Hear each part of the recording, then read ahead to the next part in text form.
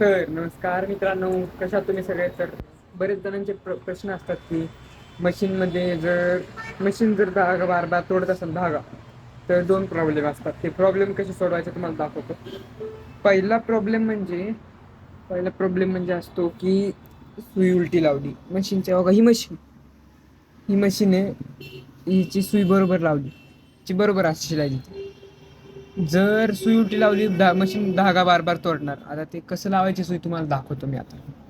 आता ह्या मशीनची, या SV मशीन म्हणजे सिंगल पार्ट मशीनची ही सुई एका साईडनी चपटी असते. ही चपटी बाजू नाही, चपटी बाजू ही ही मागच्या साईडनी करायची, म्हणजे अशी लावायची. काही काही जण काय करतात, कधी अशी लावतात, कधी अशी अशी लावतात, अशी लावतात, अशी लावतात. हे चुकतं, त्यामुळे मशीनचा धागा तोडतो. समजला हा प्रॉब्लेम तुम्ही निचरा.